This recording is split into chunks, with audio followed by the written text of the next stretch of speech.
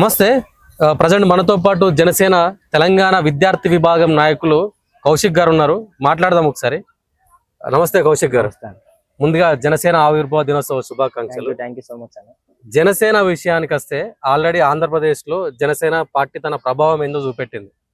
సరే, జనసేన అంటే ఇప్పుడు పవన్ కళ్యాణ్ భావజాలం, ఆంధ్రప్రదేశ్ భావజాలం, దాని ప్రకారంగా పోతే ఆంధ్రప్రదేశ్ లో పార్టీ స్థిరపడ్డది, దానికి నో ప్రాబ్లం. తెలంగాణలో కూడా మీరు జెండా వాదడానికి సిద్ధమయ్యారు. అవసరమా తెలంగాణలో జనసేన పార్టీ అని పెద్ద ఎత్తున చర్చ జరుగుతుంది. ఆల్రెడీ ఒక ప్రాంతీయ పార్టీ ఉంది, 2 జాతీయ పార్టీలు ఇక్కడ బాగా చేసినాయి. మళ్ళీ పక్క రాష్ట్రం పార్టీ ఇక్కడికి రావాల్సిన అవసరం ఏమైనా ఉందా అన్నా? మీరు చెప్పిన శుభాకాంక్షలకు ధన్యవాదాలు తెలియజేసుకుంటూ నేను ఒక విషయాన్ని ఖండిద్దాం అనుకుంటున్నాను. ఆంధ్ర పార్టీ, ఆంధ్ర భావజాలం అనే దాన్ని నేను ఫస్ట్ ఖండిద్దాం అనుకుంటున్నాను. ఎందుకంటే మేము జాతీయ రాజకీయాల్లో, విస్తృత స్థాయి రాజకీయాల్లోకి ముందుకెళ్లాలనేది మా ఆలోచన. దాంతో పాటు తెలంగాణ ఆత్మగౌరవాన్ని, తెలంగాణలో ఉన్న సమస్యల్ని పతాక స్థాయిలో అవసరం ఉన్నప్పుడల్లా, సమస్యలు ఉన్నప్పుడల్లా పోరాటం చేసింది జనసేన పార్టీ. ఎందుకని అంటున్నంటే, మీరు అడిగారు ప్రధాన పార్టీలు బీఆర్ఎస్ గాని, కాంగ్రెస్ గాని, బీజేపీ గాని. బీఆర్ఎస్ ను వీఆర్ఎస్ ఇచ్చి ప్రజలు పక్కన పెట్టిన విషయం మీకు తెలుసు. నల్లమల యురేనియం తవ్వకాల్లో దోచుకున్నది ఎవరనేది బీఆర్ఎస్ అనేది అందరికీ తెలుసు. ఆ రోజు ఆ సంఘటన పరిణామ క్రమంలోనే బీఆర్ఎస్ గవర్నమెంట్ దించేశారు, కాంగ్రెస్ గవర్నమెంట్ కూడా దించేశారు. కాంగ్రెస్ పరిస్థితి కూడా ఇక దించడానికి రెడీగా రాబోయింది. దింపుడు కళ్ళం ఆశ అన్నట్టు ఇక మేము అధికారంలో ఉండబోతున్నాం అనే ఆశ ఎట్లయితే ఉందో, ఇప్పుడు కూడా కాంగ్రెస్ పార్టీ చేసే అన్ని పరిణామ క్రమ దశల్లో వచ్చే అసెంబ్లీ ఎన్నికల్లో అది కూడా అధికారం కోల్పోబోతుంది. ఈ రెండింటికి స్కోప్ లేనప్పుడు మేము రాజకీయాల్లో ప్రజల పక్షాన, ప్రజా గొంతుకగా ఒక పోరాటం చేయటం అవసరం. ఏ పోరాటం చేస్తారు? గతంలో తెలంగాణ విభజన అప్పుడు, ఆంధ్రప్రదేశ్ నుంచి విభజన చేసేటప్పుడు మీ పార్టీ నాయకుడే తెలంగాణ అంటే విడిపోవడానికి అవసరం లేదని పెద్ద ఎత్తున ధర్నాలు చేసిండు కదా. ఏ రకంగా తెలంగాణలో మీరు బాగా చేద్దాం అనుకుంటున్నారు? నేను ఇక్కడ కూడా ఒక అంశాన్ని సవరిస్తున్నా. పవన్ కళ్యాణ్ గారు ఎప్పుడు తెలంగాణ విడదీయటానికి వ్యతిరేక, తెలంగాణ విద్వేషి కాదా పవన్ కళ్యాణ్? కాదు 100% కాదు. ఎందుకని అంటున్నానంటే, గద్దర్ గారు గాని, తర్వాత రకరకాల వ్యక్తులు గాని తెలంగాణ పోరాట స్ఫూర్తిని, తెలంగాణ విప్లవ స్ఫూర్తిని అవకాశం ఉన్న ప్రతిసారి ఇక్కడ కాదు, తెలంగాణలో కాదు, ఆంధ్రాకి తీసుకుపోయి ఆంధ్రాలో తెలంగాణలో పోరాట పట్టం ఉంటది, తెలంగాణకి నా అనే భావన ఉంటది, ఆంధ్రాకి లేదు అనే అంశాన్ని తీసుకుపోయి ఎక్కడ చెప్పిండు? ఆంధ్రాలో చెప్పిండు. మన కీర్తిని, మన కవుల గురించి గద్దర్ గనక పాటలు పాడుతుంటే ఓహో అని చొక్కాలు దించుకుని ఆడినోళ్ళం అని చెప్పేసి గద్దర్ గారి గురించి కానీ, పోరాట ఇక్కడ ఉన్న ప్రతి ఒక్క యువత గురించి, యువకుడు గురించి, అంటే వాళ్ళలో ఉన్న పోరాట స్ఫూర్తిని గురించి కూడా చెప్పింది పవన్ కళ్యాణ్ గారి. అట్లాంటి నాయకుడు తెలంగాణకి వ్యతిరేక అంటే నేను ఒప్పుకోను. ఖచ్చితంగా నేను ఏమంటున్నా అంటే, రాజకీయం కోసం తెలంగాణ యువత తెలంగాణకి వ్యతిరేకులు ఎవరంటే నేను చెప్తున్నాను, రాజకీయం కోసం వాడుకుంటాడేమో అనుకోవచ్చు కదా. నేను దానికే చెబుతున్నా. తెలంగాణని వాడుకునేది ఎవరు, తెలంగాణని రాజకీయ ఆకాంక్షల కోసం పణంగా పెట్టేది ఎవరని నేను చెప్తున్నా. తెలంగాణ పోరాటం జరిగింది దేనికోసం అండి? భూమి కోసం, భుక్తి కోసం, నీళ్లు, నిధులు, నియామకాలు. తెలంగాణ రాష్ట్ర ముఖ్యమంత్రి గారు ఒక ఇంటర్వ్యూలో కూర్చొని తెలంగాణ పోరాటం జరిగింది అసలు నీళ్లు, నిధులు, నియామకాల కోసమే కాదని, తెలంగాణ ఆత్మగౌరవాన్ని కించపరిచింది వీళ్ళు కాదండి? వీళ్ళు కాదా తెలంగాణ ఆకాంక్షలను పనంగా పెడుతుంది? నేను ఇంకో అంశం కూడా అడుగుతున్నా. తెలంగాణ పోరాటం కాంగ్రెస్ పార్టీ ఇచ్చిందని చెప్పేసి అంటున్నారు. నేనేమంటున్నానంటే, తెలంగాణ నేలని, తెలంగాణలో పోరాటం చేసిన వ్యక్తుల్ని కించపరుస్తున్నారు. ఏ రకంగా చెప్తున్నానండి. ఇచ్చేది మీ చేతిలో ఉంది. 1200 మంది చచ్చిపోక ముందే ఇవ్వచ్చు కండి. జనం అంతా రోడ్డు వచ్చి సకల జనులు సమ్మె కాకుండా జేఏసీ పెట్టక ముందే ఇవ్వచ్చు కదా. 1200 మంది చచ్చిపోయిన తర్వాత తెలంగాణలో అణువు కదిలి మీ అధికార పీఠాన్ని కూల్చివేయడానికి దగ్గరకు వచ్చినప్పుడు, మిమ్మల్ని రాష్ట్రం నుంచి తరిమి కొట్టే పరిస్థితులు వచ్చినప్పుడు, ఆ పోరాటం, ఆ విప్లవం, ఆ స్ఫూర్తి తెలంగాణ ప్రజలదా కాదా? మీరు అన్నదానికి అగ్రీ చేస్తున్నా, కానీ తెలంగాణ ప్రజలు, తెలంగాణ ఉద్యోగులు ఇంత గోసపడ్డది వాళ్ళు ఆంధ్ర వాళ్ళ వాళ్ళని. ఇలా ఇప్పుడు పవన్ కళ్యాణ్ ఎక్కడ ఆంధ్ర నాయకుడు. అవును, అసలు ఆంధ్ర నాయకుడు మళ్ళీ వచ్చి తెలంగాణలో పాక వేస్తానంటే ఏ రకంగా ఒప్పుకుంటది సమాజం? అవును కదా, మీరు అన్నది కరెక్టే కదా. మరి బీజేపీ తెలంగాణకు సంబంధించిన పార్టీయా? కాంగ్రెస్ పార్టీ తెలంగాణకు సంబంధించిన పార్టీయా? భారత రాష్ట్ర సమితి తెలంగాణకు సంబంధించిన పార్టీయా? భారత రాష్ట్ర సమితి 100 కార్లు వేసుకుని పోయి పంజాబ్ పోయి రాజకీయాలు చేయొచ్చు, ఆంధ్రప్రదేశ్ పోయి రాజకీయాలు చేయొచ్చు, బీజేపీ తమిళనాడు పోయి రాజకీయాలు చేయొచ్చు, ఉత్తరప్రదేశ్ పోయి రాజకీయాలు చేయొచ్చు, కాంగ్రెస్ పార్టీ పోయి అక్కడెక్కడో మహారాష్ట్రలో రాజకీయాలు చేయొచ్చు, కర్ణాటకలో రాజకీయాలు చేయొచ్చు, జార్ఖండ్ లో రాజకీయాలు చేయొచ్చు. వీటన్నిటికీ విస్తృత స్థాయి పర్మిషన్లు ఉన్నాయి, అర్హతలు ఉన్నాయి, అవకాశాలు ఉన్నాయి. మేము మాత్రం ఆంధ్ర భావజాలం, ఆంధ్ర నాయకత్వం. నేను అడుగుతున్నా, తెలంగాణలో ఏ నాయకునైనా ఆంధ్ర నాయకత్వాన్ని తీసుకొచ్చి పెట్టిండా? నేను అడుగుతున్నా, అనేక మంది ఐఏఎస్ ఆఫీసర్లు, కాంగ్రెస్ నాయకులు సంబంధించిన వ్యక్తులు వచ్చిన తర్వాత బీఆర్ఎస్ గవర్నమెంట్ లో కాంట్రాక్టులు ఇచ్చిన వ్యక్తులు మొత్తం ఆంధ్రాకు సంబంధించిన వాళ్ళే ఆంధ్ర నాయకత్వాన్ని ప్రోత్సహించారు. మరి అప్పుడు ఎందుకు మాట్లాడాలా? భారత రాష్ట్ర సమితి తెలంగాణకు సంబంధించిన పోరాట స్ఫూర్తి ఉన్న జనసేన బాగా వేస్తుంది అంటున్నారు. 100% వేసింది. సర్పంచ్ ఎన్నికల్లో దాని ప్రభావం చూపించింది, తర్వాత వచ్చేసి మున్సిపాలిటీ ఎన్నికల్లో దాని ప్రభావం చూపించింది. చాలా సార్లు బీజేపీ పార్టీని వెనక నెట్టి 3వ స్థానంలోకి వచ్చింది, 2వ స్థానంలోకి వచ్చింది, 1వ స్థానంలోకి వచ్చింది, 2 స్థానాలు గెలిచింది, సర్పంచ్ స్థానాల్లో గెలిచింది. ఇట్లా అనేక స్థానాల్లో గెలిచి ప్రజల ఆమోదాన్ని పొందినప్పుడు ఇంకా మాకు అర్హత లేదంటే భావ్యమని కాదని నేను చెప్తాను. అంటే ఇక్కడ ప్రాంతీయ పార్టీ మీద పోరాటమా లేకుంటే జాతీయ పార్టీల మీద మీ పోరాటమా? తెలంగాణ నేనేమంటున్నానంటే, మేము పార్టీల మీద పోరాటం చేయడానికి రాలేదు. ఎందుకంటే గుర్తుపెట్టుకోండి, గతంలోనే కేసీఆర్ గారు చెప్పిర్రు, ఎవడో మా తెలంగాణ గడ్డ మీదకి వచ్చి నన్నే కేసీఆర్ ని అవహేళన చేస్తున్నాడు, ఒక చిటికెత్త 1000 ముక్కలు అవుతాడని కేసీఆర్ గారు స్వయంగా చెప్పిండు. మొన్న మహేష్ కుమార్ గౌడ్ గారు ఏమన్నారు, పవన్ కళ్యాణ్ ఇక్కడికి రానియం అని చెప్పేసి మహేష్ కుమార్ గౌడ్ కూడా చెప్పింది క్లియర్ గా. మీరు చెప్పారు కదా, కేసీఆర్ గారు 1000 తొనకల 1000 ఒకసారి చిటికేస్తే 1000 తొనకల గడిపోతారా? అదే కేటీఆర్ గారు పోయి పవన్ కళ్యాణ్ లాంటి నిజాయితీ పరి నాయకులు రాజకీయాల్లో ఉండాలి, రాజకీయాలకు రావాలని చెప్పేసి కేటీఆర్ గారు చెప్పారు. మరి దానికి ఏం చెప్తారు మీరు? తెలంగాణ రాజకీయాల్లో కాదు, దేశ రాజకీయాల్లో ఇట్లాంటి నాయకుడి ఆవశ్యకత ఉందని చెప్పారు. రాజకీయ ఆరోపణల కోసం వాళ్ళ అధికారం దిగిపోతుంది అనుకున్న ప్రతిసారి మహేష్ కుమార్ గౌడ్ గారు లాంటి వాళ్ళు, తర్వాత వచ్చేసి రకరకాల కేసీఆర్ గారు లాంటి వ్యక్తులు కూడా వచ్చి ఇక్కడ ఏదో ఆరోపణలు చేసి రాజకీయ విద్వేషాలను మా మీద రెచ్చగొట్టి, ప్రాంతీయ విద్వేషాలను రెచ్చగొట్టి రాజకీయ ఆనందం పొందుదామని చూశారు. ప్రాంతీయ విద్వేషాలు అంటారా? ప్రాంతీయ విద్వేషాలు 100%. ఎందుకంటున్నంటే, తెలంగాణ అమరుల పట్ల ఇంత ప్రేమ ఉందంటున్నారు కదా, తెలంగాణ నేల పట్ల ఇంత ప్రేమ ఉందంటున్నారు కదా. కేసీఆర్ గారి గురించి, మహేష్ కుమార్ గౌడ్ గారి గురించి ఈ రోజు తేలుద్దాం. మీరు అన్నదానికి నేను అడిగిన ప్రతి ప్రశ్నకే సమాధానం చెప్పాలి. ఇదే కేసీఆర్ గారు 1200 మంది అమరులకు ఏం చేసిండు? వాసాల మర్రి పోయి ఏంటి భోజనాలు పెడతాడు, వాసాల మర్రి పోయి అక్కడ కూర్చొని నేను ఈ గ్రామాన్ని దత్తత తీసుకుంటున్నా అంటాడు. 1200 మంది అమరులు ఈ రాష్ట్రంలో చచ్చిపోతే ఒక్కసారైనా నీ ప్రజాభవన్ కి పిలిచి, నీ ప్రగతి భవన్ పిలిచి ఒక్క రోజైనా భోజనం పెట్టినవా? వాళ్ళ పరిస్థితి ఎట్టుందని ఈ రోజుకైనా చూసినవా? ఒక పెన్షన్ ఇవ్వడానికి నువ్వు అర్హుడు కాదు. ఉన్న 1200 మందిలో 600 మందిని తగ్గించి 600 మంది అమరులు తీసుకొచ్చి తెలంగాణ ఆత్మ పోరాటాన్ని బలిపెట్టి దానికి నేనే ప్రధానం, నేనే ముఖ్యమని ముందుకు భూమిక పోషించుకుంటూ చూపించిన వ్యక్తి తెలంగాణ భావజాలను ముందు తీసుకుపోతున్నట్ట. తెలంగాణలో 21 మంది విద్యార్థులు చచ్చిపోతే, ఇంటర్మీడియట్ విద్యార్థులు చచ్చిపోతే కనీసం ఒక ప్రెస్ మీట్ ఉద్యమాలతో పుట్టిన పార్టీ కదా ఆ ఉద్యమాలతో పుట్టిన పార్టీ, ఉద్యమంతో పుట్టిన పార్టీ, ఉద్యమంతో పూడు పోసుకున్న పార్టీ ఎందుకు ఉద్యమాలకు సంబంధించిన అంశాలను తొక్కేయాలని చెప్తుంది? నేను అడుగుతున్నా కదా, మీ ఉద్యమానికి ఇది బేస్ అంటున్నారు కదా, ధర్నా చౌక్ ఎత్తేసింది ఎవరండి?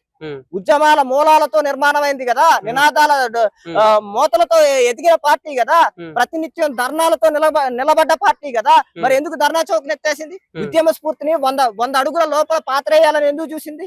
అంటే అధికారం వచ్చేసరికి నియంతృత్వం, భావజాలం, తెలంగాణలో పోరాట స్ఫూర్తి ఉండకూడదు. ఇదే ఉస్మానియా 100 మంది వీరులని బలిపెట్టింది తెలంగాణ కోసం. ఏం చేసిండు ఉస్మానియాకి? ఇదే ఉస్మానియాకి ఏం చేసిండు? ఇదే ఉస్మానియాని అవమానించిండు, ఇదే ఉస్మానియా పాత్రను తగ్గించాలని చూసిండు. అవకాశం వచ్చిన ప్రతిసారి ఈ ఉస్మానియాని నిర్లక్ష్యం చేయడానికి ఆ రాష్ట్ర ప్రభుత్వం, ఈ రాష్ట్ర ప్రభుత్వం చేసింది. వాళ్ళు చేసిన తప్పులు కనపట్లేదా? వాళ్ళందరూ జాతి కోసం పోరాటం చేసి జాతిని అవమానపరిచి జాతి అస్తిత్వాన్ని వాళ్ళ రాజకీయాల కోసం విచ్ఛిన్నం చేయాల్సి వచ్చినప్పుడు వాళ్ళు మాత్రం తెలంగాణ నాయకులు, తెలంగాణ వాదులు, నేను తెలంగాణ వ్యతిరేకులు. ఇప్పుడు మీరు చెప్పిన దానికి నేను అగ్రీ చేస్తున్నా. సరే, మీ పార్టీ తెలంగాణలో బాగా వేసిందని అంటున్నారు, ఉద్భవిస్తుంది అంటున్నారు. ఇలా ఆంధ్రాలో కాబట్టి ఆల్రెడీ 2 ప్రాంతీయ పార్టీలు ఉన్నాయి. ఒకటి టీడీపీ, వైఎస్ఆర్సీపీ మీద ఏదో జగన్ అంటే కూటమి ప్రభావం వల్ల పవన్ కళ్యాణ్ బయటపడ్డాడు. కానీ రేపు తెల్లారి తెలంగాణకు వస్తే ఇక్కడ ఆల్రెడీ 2 జాతీయ పార్టీలు ఉన్నాయి, ఒక ప్రాంతీయ పార్టీ బలంగా ఉంది. మళ్ళీ ఇంకో కొన్ని రోజులలో కవిత ఇంకో పార్టీ పెట్టబోతుంది. ఈ అన్నిటి మధ్యలో అసలు పవన్ కళ్యాణ్ ఎక్కడ నెగలగలుగుతాడు? ఆల్రెడీ పవన్ కళ్యాణ్ గారు నెగ్గారు. నెగ్గటంతోనే పవన్ కళ్యాణ్ లో బలం ఉందనంగానే ఇప్పుడు ఆంధ్ర పార్టీ, ఆంధ్ర భావజాలం అని మీరు అంటున్నారు కదా, మాకు బలం లేదంటున్నారు కదా. ఆ బలం లేనప్పుడు పిసిసి మహేష్ కుమార్ గారు ఎందుకు భయపడుతున్నారు? ఎందుకు బయటకు వచ్చి స్పందిస్తున్నారు? రాష్ట్రంలో మీరు మున్సిపల్ ఎన్నికలలో ఎన్ని సాధించారు? నేనేమంటున్నా, మున్సిపల్ ఎన్నికలలో మేము పోటీ చేస్తున్నాం అని పెద్ద ఎత్తున చెప్పారు కదా, ఏం సాధించారు? మీ కనీసం మీ నాయకుడు వచ్చిండ ప్రచారానికి? నేను చెప్తున్నా, 336 స్థానాలు పోటీ చేస్తే ఉమ్, 2 స్థానాలు గెలిచిను. ఉమ్, ఉమ్, దాదాపు చాలా స్థానాల్లో ఉమ్, మేము 3వ స్థానానికి వచ్చును. ఉమ్, చాలా స్థానాల్లో బీఆర్ఎస్ పార్టీని వెనక్కి నెట్టి ఉమ్, 2వ స్థానానికి వచ్చును. ఉమ్, అంటే ఇది రాజకీయాల్లో మార్పు కదా. ఉమ్, మేము నూతనంగా ఏర్పడ్డ పార్టీ, మాకు వేల కోట్లు ఏమి లేవు. నేను అడుగుతున్నా, ఉమ్, 336 స్థానాల్లో 80 మంది బీసీలకు ఇచ్చారు, ఉమ్, రకరకాల కేటగిరీల వారికి ఇచ్చారు. ఇప్పుడు 42% రిజర్వేషన్ ఏదైతే అన్నారో ఆ జనసేన పార్టీగా మేము చేసినాం. 336 స్థానాల్లో దాదాపు 80 స్థానాలు ఇచ్చి మేము నెరవేర్చినాం. ఉమ్, తెలంగాణలో ఆ 336 స్థానాల్లో పోటీ చేసింది సెకండరీ లీడర్షిప్. అంటే ఉమ్, రాజకీయాల్లో రాజకీయ కుటుంబానికి సంబంధించిన ఏ వ్యక్తులు లేకుండా ఉమ్. ఒక భావజాలంతో, ఒక సిద్ధాంతంతో ప్రజలకి సేవ ఏం చేయాలి. సిద్ధాంతాలు పవన్ కళ్యాణ్ ఏం సిద్ధాంతాలని తెలంగాణ ప్రజలు, తెలంగాణ సమాజం చర్చించుకుంటుంది. మీరు చూసే ఉంటారు కదా సోషల్ మీడియాలో ఎన్ని రకాలుగా ట్రోల్ అవుతుండే పవన్ కళ్యాణ్. నేనేమంటున్నా అంటే అన్న, ఉమ్, తెలంగాణకి పవన్ కళ్యాణ్ గారికి ఎవరైతే ప్రమాదం ఉందో, ఎవరికైతే అధికారం జారిపోద్దనే భయం ఉందో వాళ్ళు సహజంగా ఇది రాజకీయ పరిణామ ప్రక్రియలో చేసే కుట్రలే. ఇది కాదనట్లా. నేనేమి పవన్ కళ్యాణ్ గారి మీద ఈ దాడులు జరగో, ఈ అంశాలు జరగో, మేము అతీత శక్తులు అని చెప్పట్లా. ఇది ఖచ్చితంగా ఒక రాజకీయ పరిణామ క్రమ దశలో రేవంత్ రెడ్డి గారు చేస్తారు, తర్వాత కేసీఆర్ గారు చేస్తారు, బీజేపీ పార్టీ కూడా రకరకాల ప్రయత్నాలు చేస్తారు, అన్ని పార్టీలు చేస్తాయి. కానీ మేము ప్రజల కోసం పోరాడదాం అనుకుంటున్నాం, ప్రజల కోసం నిలబడదాం అనుకుంటున్నాం, ప్రజా సమస్యలనే ఎజెండాగా పెట్టుకుని పనిచేస్తున్నాం. అదే మమ్మల్ని రాజకీయ అధికారంగా తీసుకుపోతే అదే జనసేన ఒక ఉన్నత స్థాయిలో అసలు అవకాశం ఉందా? అసలు తెలంగాణలో జనసేన పార్టీని ప్రజలు ఆదరిస్తారా? క్లారిటీ ఇవ్వండి. నేను మీకు ఒక విషయం చెప్తున్నా. ఏదైతే కేసీఆర్ గారు బీఆర్ఎస్ సంబంధించిన పార్టీ, బీజేపీకి సంబంధించిన పార్టీ, ఏదైతే కాంగ్రెస్ సంబంధించిన పార్టీ సెకండరీ లీడర్షిప్ ఏదుందో అది జనసేన వైపు చూస్తుంది. అవకాశాలు ఏ రకంగా చూస్తున్నారు? ఇప్పుడు ఆంధ్రాలో అంటే కుల రాజకీయాలు నడుస్తాయి, తెలంగాణలో కుల రాజకీయాలు చెప్తున్నా. చెప్పండి, తెలంగాణలో కుల రాజకీయాలు నడుస్తాయా? కుల రాజకీయాలు నడవవు. తెలంగాణ భావజాలం, తెలంగాణ స్ఫూర్తిలో విప్లవం ఉంటది. ఆ స్ఫూర్తిని ఎవడైతే ముందుకు తీసుకుపోతారో వాళ్ళ పక్కన నిలబడతారు. ఆ స్ఫూర్తిని మేము ముందుకు తీసుకుపోతున్నాం. నేను అడుగుతున్నా, ఒక్క ఇన్సిడెంట్ కూడా కులాన్ని ముందు ప్రాతిపదికన పెట్టి రాజకీయాలు చేసిన అంశాలు ఏమైనా ఉన్నాయా? ఇప్పుడు తెలంగాణలో జరుగుతున్న కుల రాజకీయాలు జరుగుతున్నాయి. కాంగ్రెస్ పార్టీ కుల రాజకీయాలు చేస్తుంది. ఒక ఆంధ్రప్రదేశ్ లో జనసేన చేసేది ఏంటి? ఆంధ్రప్రదేశ్ లో జనసేన కూడా మత రాజకీయాలు, కుల రాజకీయాలు చెప్తున్నంటే తెలంగాణ గురించి మాట్లాడదాం, ఆంధ్ర గురించి మాట్లాడదాం. నేను పూర్తి చేయనిస్తే నేను చెప్తా. ఇప్పుడు కాంగ్రెస్ పార్టీ ఉంది, కైలాష్ నేత డిసిసి సంబంధించిన వ్యక్తి, నల్గొండకు సంబంధించిన వ్యక్తే కదా అతను, బీసీ నేత. కిడ్నాప్ చేసి అతనికి సంబంధించిన వ్యక్తిని అవమానపరచడం అట్లాంటివి చేసింది, లాగించింది, అది కుల ప్రస్తావన కదా. కర్ల రాజేష్ గారిని జైల్లో పెట్టి చంపుతుంటే ఈ రోజు కూడా దోషులు ఎవరు, నిర్దోషులు ఎవరు అని తేల్చలేని పరిస్థితిలో ఉంది. అది కుల రాజకీయాలు కదా. ఒక నాగర్ కర్నూలులో ఒక పసిబిడ్డను చంపితే ఈ రోజు వరకు పోలీస్ స్టేషన్ లో ఒక ఎఫ్ఐఆర్ నమోదు కానప్పుడు రాజకీయాలు చేసినప్పుడు అది కుల రాజకీయాలు కావా? ఇవి కుల రాజకీయాలు అంటే. నేను అడుగుతున్నా, పవన్ కళ్యాణ్ గారు ఒక కుల రాజకీయం చేసినా, ఒక మతాన్ని కించపరిచే విధంగా మాట్లాడినా ఒక్క ప్రస్తావన చెప్పండి. ఒక్క ప్రస్తావన. నేనేమంటున్నా, ఒక్క ప్రస్తావన చెప్పాలి. జరుగుతుంది అని ఆరోపణలు చేయటం కాదు, ఒక్క ప్రస్తావన చెప్పండి. ఆ ప్రస్తావన బట్టి నేను మాట్లాడుతా అంటున్నా. నేను చెప్తున్నా, మా నాయకుడు ఒకటే చెప్పిండు, అవసరమైతే ఒక ప్రధాన ఎజెండాగా మా నాయకుడు చెప్పింది చెప్తా. నాయకుడి మీద కృతజ్ఞత లేని రాజకీయాలు తీసుకురావాలంటాడు. ఈ నాయకుడిని నిలబెట్టింది జెండాలు, జేజేలు కొట్టాలి, ఇట్లాంటివి మాకు అవసరం లేదు. మేము నాయకుడుగా మీరు ఎన్నుకున్న మేము పని చేయడానికి, అవసరమైతే జనసేన జెండాని కూడా పక్కన పెట్టి ప్రజా సమస్యలు తీర్చడానికి ముందు ఉండండి అని చెప్పిండు. అంతకంటే గొప్ప విషయం ఏముంటది చెప్పండి?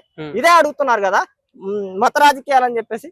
ఒక సందర్భం వచ్చినప్పుడు పవన్ కళ్యాణ్ గారు ముస్లిం కమ్యూనిటీకి సంబంధించి కానీ, క్రిస్టియాని కమ్యూనిటీకి సంబంధించిన విషయాల్లో ఏదైనా ఒక నష్టం జరిగినా, ఒక దాడి జరిగినా మొట్టమొదటి ఖండించే వ్యక్తి పవన్ కళ్యాణ్ అని ఓపెన్ బహిరంగ సభల్లో చెప్పిండు.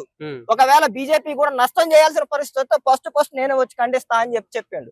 ఏమండు, హిందువులకి, ముస్లింల్లో, తర్వాత క్రిస్టియానిటీలో ఏ వ్యక్తులన్నా తప్పులు చేస్తే ఆ తప్పుల్ని ఒకే రకంగా ఖండించండి అన్నాడు. హిందువుకైనా ఒకే రకంగా శిక్ష ఉండాలి, లేకపోతే ముస్లిం కైనా ఒకే రకంగా తప్పు శిక్ష ఉండాలి, తర్వాత క్రిస్టియన్ కైనా ఒకే రకమైన తప్పు ఉండాలని చెప్పిండు. ద్వంద్వ రాజకీయాలు, ముసుగుల్లో ఓటు నుండి రాజకీయాలు చేయొద్దాడు. అవసరం అయితే నాకు ఆ ఓట్ల అవసరం లేదండు. ఇది కాదు ఆ దార్శనికత. నేను అడుగుతున్నా పవన్ కళ్యాణ్ నాయకత్వం గురించి, పవన్ కళ్యాణ్ గారి నాయకత్వం గురించి నేను చెప్తున్నా. నేను కొన్ని అంశాలు చెప్తా. డోలీ మోతలు ఉంటే డోలీ మోతల్ని బంద్ చేసింది పవన్ కళ్యాణ్ గారు కదా. అడవుల్లో, కొండల్లో ఒక ప్రెగ్నెంట్ ఉమెన్ పట్టుకుని తీసుకుపోయి ఒక 2 కర్రల్లో పెట్టి, ఒక సంచిలో పెట్టి, ఒక మనిషి లెక్క కాకుండా ఒక పశువు లెక్క తీసుకుపోతుంటే ఆ విధానాన్ని ఆపి మేము ఉన్నామని రాష్ట్ర ప్రభుత్వంగా ఎక్కడ భవనాల్లో ఉన్న అధికారాన్ని తీసుకుపోయి అడవుల్లో పెట్టింది పవన్ కళ్యాణ్ గారు కదా. 75 ఏళ్ల స్వతంత్రంలో రోడ్లు లేక, కరెంట్లు లేక బతుకుతుంటే ఆ పల్లెలకి, ఆ పల్లెటూర్లకి నీరిచ్చి, కరెంట్ ఇచ్చి, తాగునీరిచ్చి మేము రాష్ట్ర ప్రభుత్వంగా నేను ఉన్నా అని చెప్పేసి చెప్పింది పవన్ కళ్యాణ్ గారు కదా. దేశంలో ఏ వ్యక్తి, ఏ శాఖ ఆ అవినీతి లేకుండా ఉంది అంటే పవన్ కళ్యాణ్ గారి శాఖ అని రాష్ట్రంలో కనిపించట్లేదా? ప్రధానమంత్రి నుంచి ఈ రాష్ట్ర పార్లమెంట్ నుంచి రావట్లేదా? ప్రతి ఒక్కడు సామాన్యుడు వచ్చి ఈ ఆంధ్రప్రదేశ్ లో ఒక సమస్య ఉంటే ఫస్ట్ పవన్ కళ్యాణ్ గారికి అటాక్ చేస్తున్నారు. ఏ నాయకత్వం లేదా? ఎందుకు? ఒక వ్యక్తి నాయకత్వం అంటే ఏంటి? ఒక వ్యక్తికి మన ఆవేదన చెప్పుకుంటే ఆ వ్యక్తి ఆ సమస్యను తీర్చగలుగుతారు అనే ఆ నమ్మకం భరోసా కల్పించింది కాబట్టి పవన్ కళ్యాణ్ గారు ఈ రోజు నాయకుడు అక్కడ కొనసాగుతున్నారు. ఇక్కడ కూడా 100% జనసేన నాయకత్వం కొనసాగిద్ది. ఎందుకంటే తెలంగాణ ప్రజల్లో కూడా పవన్ కళ్యాణ్ గారి పట్ల అమితమైన ప్రేమ, అమితమైన ఇప్పుడు తెలంగాణ భావజాలం లేని ఎట్లా ప్రేమిస్తారు? ఎందుకని అంటున్నంటే తెలంగాణలో వరదలు వచ్చినప్పుడు, బోర్లు సమస్యలు వచ్చినప్పుడు అనేక పాదయాత్రలు చేసి అనేక సమస్యల మీద ఖండించిన వ్యక్తి పవన్ కళ్యాణ్ గారు. ఇక్కడ అనేక సమస్యల మీద పోరాటం చేసిన వ్యక్తి పవన్ కళ్యాణ్ గారు. నిరుద్యోగం పెరిగిపోతుంది, నిరుద్యోగ సమస్యలను తీర్చమని చెప్పింది వ్యక్తి పవన్ కళ్యాణ్ గారు. అనేక మంది నైట్ క్లబ్లు జరిగి ఇబ్బందులు జరుగుతుంటే దాని మీద పోరాటం చేసిన వ్యక్తి పవన్ కళ్యాణ్ గారు. పవన్ కళ్యాణ్ జనసేన పార్టీగా మేము స్పందించను, మేము ప్రజా సమస్యల మీద పోరాటం చేసాం. నేను అడుగుతున్నా కదా, తెలంగాణ ఆత్మని తాకట్టు పెట్టి, తెలంగాణ ప్రజల ఆకాంక్షలను తాకట్టు పెట్టి ఢిల్లీ రాజకీయాలకి ఏదైతే ఢిల్లీ రాజకీయాల కోసం తాపత్రయపడే ఈ రాజకీయ నాయకులు, కాంగ్రెస్ నాయకులు మరియు బీఆర్ఎస్ నాయకులు ఉన్నారో వాళ్ళు రాజకీయాలు చేయడానికి రాజకీయ అర్హులు. మేము అర్హులు కాదంటే ఇది అవమానం అంటున్నా. నేనేమంటున్నా అంటే తెలంగాణ ప్రాంతానికి అవమానం అంటున్నా. నేనేమంటున్నా, దాడులు చేశారు, స్కాములు చేశారు 10 ఏళ్ళు. ఇప్పుడు వీళ్ళు వచ్చి దాడులు చేస్తున్నారు, వీళ్ళు వచ్చి స్కాములు చేస్తున్నారు. దాడులు చేసి స్కాములు చేసి దోచుకునే వాళ్ళకి అవకాశం ఉంది. నేను అడుగుతున్నా, పవన్ కళ్యాణ్ గారు పారదర్శకత ఉన్న నాయకుడా కాదా? ప్రజా సమస్యలు తీర్చగలిగే నాయకుడా కాదా? మీరు చెప్పండి. ఈ దశాబ్ద కాల పోరాటంలో 13 ఏళ్ల ప్రయాణంలో మేము ప్రజా సమస్యల మీద పోరాటం చేసాం, ప్రజల ఎజెండాగా పెట్టుకునే రాజకీయాలు చేసినాం, ప్రజల కోసమే ముందుకు పోయినాం. మాకు పదవుల కోసం ముందుకు పోలా. 2014లో ఆ రోజు కూడా ఎన్డీఏ అలయన్స్ లో ఉన్నప్పుడు మద్దతు ఇచ్చిండు రాజకీయ పార్టీగా. ఒక రాజకీయ పార్టీగా మద్దతు ఇస్తే ఒక మంత్రి పదవో, ఎంపీ పదవో, రాజ్యసభ లేకపోతే ఎమ్మెల్సీ అడగొచ్చు. ఏమి అడగకుండా ప్రజల యొక్క ఆకాంక్షలే నాకు ముఖ్యమని చెప్పాడు. ఇక్కడ కూడా అదే రాజకీయాల్లో అదే చెప్తుండు, ప్రజల కోసం పోరాటం చేయండి. నేను అడుగుతున్నా, ఉస్మానియా యూనివర్సిటీ నుంచి పోరాటం చేసిన వాళ్ళకి 4-5 టికెట్లు ఇచ్చిండు ఎమ్మెల్యేలుగా. ఏ పార్టీ ఇచ్చింది? మీరు చెప్పండి, ఏ పార్టీ ఇచ్చింది?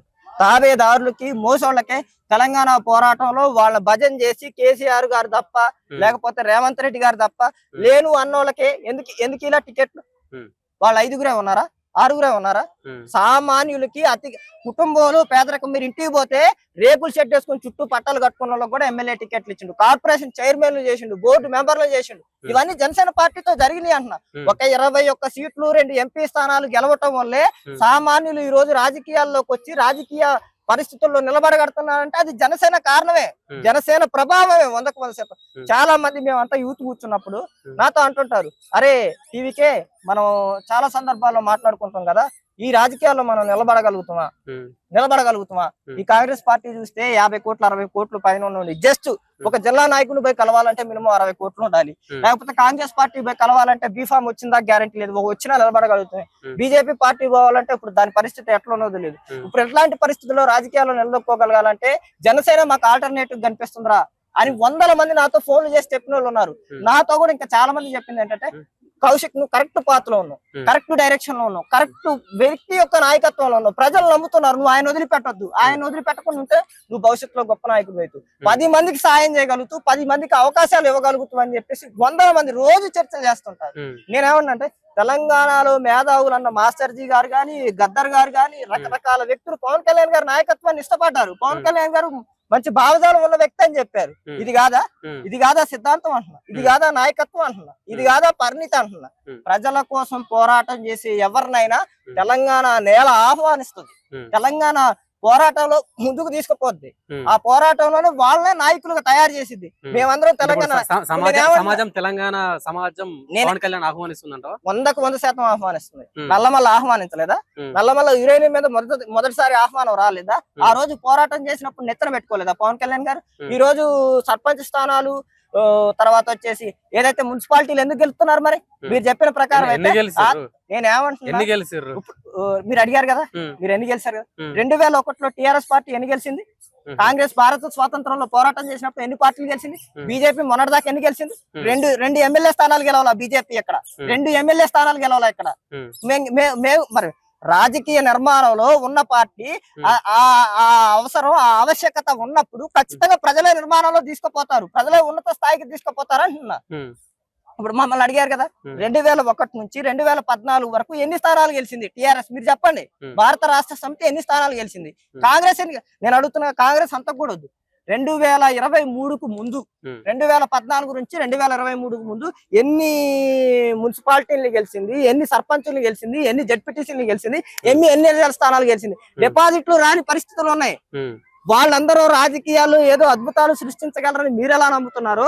భావజాలం, సిద్ధాంతం, ఒక పారదర్శకత ఇవన్నీ ఉన్న నాయకుడు పవన్ కళ్యాణ్ గారు కూడా అట్టే ముందుకు పోగలుగుతారు. తెలంగాణలో మేము చెప్తున్నాగా నల్లగొండ కాడ నుంచి, ఆదిలాబాద్ కాడ నుంచి, ఖమ్మం కాడ నుంచి, మహబూబ్ నగర్ కాడ నుంచి అన్ని జిల్లాల్లో మా జెండాలు ఎగిరితే, గోల్కొండ మీద కూడా మా జెండా ఎగిరిద్ది, సెక్రటేరియట్ మీద కూడా మేము ఎగరేస్తాం జెండా.